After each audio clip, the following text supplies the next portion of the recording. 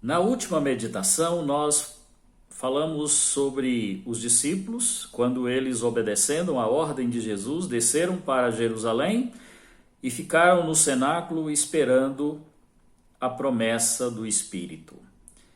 E hoje eu quero ler o que está no capítulo 2, a partir do primeiro versículo, que diz o seguinte: Ao chegar o dia de Pentecostes, todos estavam reunidos no mesmo lugar. De repente veio do céu um som como de um vento impetuoso e encheu toda a casa onde estavam reunidos. E apareceram umas línguas como que de fogo, distribuída entre eles, e sobre cada um deles estas línguas pousaram. E todos ficaram cheios do Espírito Santo e começaram a falar em outras línguas, conforme o Espírito lhes concedia que falassem. E estavam em Jerusalém judeus piedosos de todas as nações que há debaixo do céu. Quando o som foi ouvido, a multidão se aglomerou e todos ficaram confusos, porque cada um deles ouvia-os a falar em sua própria língua. Aleluia! Amados, este foi o grande dia. Depois do sacrifício de Jesus na cruz e da ressurreição de Jesus para derrotar a morte, este é como complemento da obra da redenção, o grande dia da história da igreja, quando foi inaugurada a era do Espírito Santo. O Velho Testamento sempre falou desse dia. Nós vimos Ezequiel, nós vimos Joel, nós vimos o salmista Davi, tantos profetas falando desse dia que viria, e o próprio Jesus, inúmeras vezes durante o seu ministério, avisou os discípulos que chegaria esse dia, a vinda do Espírito Santo. E depois que eles ficaram reunidos ali no cenáculo, irmãos, passaram-se 10 dias, eles ficaram esperando o cumprimento da promessa. E de repente aconteceu. Veio um grande estrondo, né? A Bíblia fala um vento impetuoso e um grande ruído. E apareceram entre eles línguas, chamas de fogo, flutuando nos ares.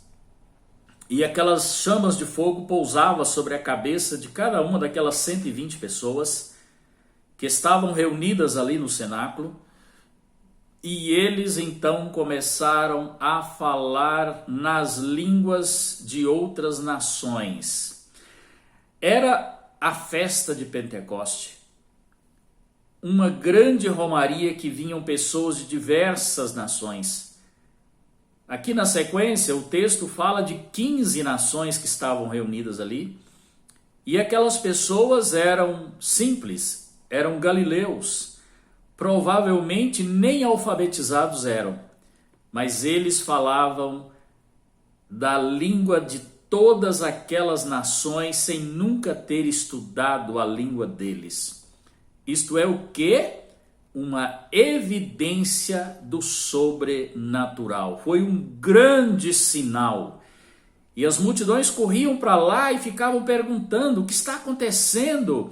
Estes homens são simples, estão falando em nossa língua, sem nunca ter estudado. É o sobrenatural, irmãos. Então, por que é que o Espírito Santo é tão importante na vida de uma pessoa, de um servo de Deus e da igreja? Porque o Espírito Santo traz o sobrenatural. O natural não muda nada. O natural não faz diferença nenhuma no mundo. Mas o sobrenatural, que é a norma do cristianismo, na perspectiva de Deus, ele é capaz de promover situações transformadoras. Por isso a igreja não pode existir, não pode fazer nada se não for pela presença do Espírito Santo. E por isso, Jesus tinha proibido os discípulos de começar a igreja sem antes receberem o poder do Espírito Santo. E o apóstolo Paulo evidencia isso também lá em Efésios 5,18, quando ele diz: não vos embriagueis com vinho, mas enchei-vos do Espírito. Por quê que Paulo usou essa ilustração?